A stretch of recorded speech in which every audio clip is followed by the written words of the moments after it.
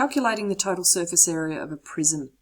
To introduce this topic, I'd like you to watch the YouTube clip with the links below. Just put the link into your browser and watch that video clip first. It's a short clip for 4 minutes that just describes what is a prism. Once you've done that, we're ready to move on to examples. So our first example is finding the surface area of a rectangular prism. So what that really means in English is that we need to find the area of each of the 6 rectangular faces of that prism and add them together.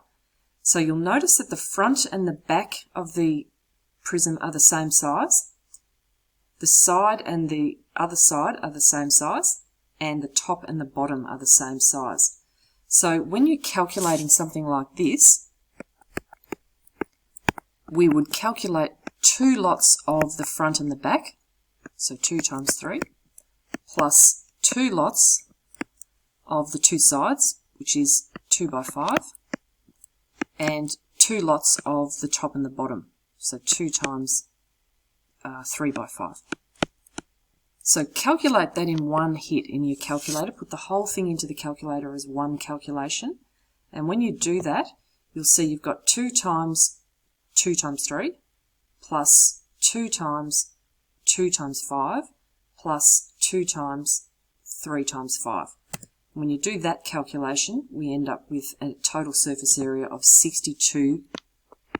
Because it's an area calculation, it's going to be 62 centimetres squared. We also will be calculating total surface areas of triangular prisms. And you'll notice in this particular shape, it has 5 separate faces. 2 of the faces, the 2 ends, are triangular in shape, and the other 3 faces are all rectangles. So when you're calculating the total surface area of a shape like this one, we have to think we've got 2 triangles, and the formula for an area of a triangle is base times height divided by 2. So we're going to have base is 4, vertical height is 3 divided by 2, plus I've got 3 separate rectangles to add on now. So I've got a rectangle on the bottom, which is 4 by 7. I have got a rectangle standing vertically up the side, which is 3 by 7.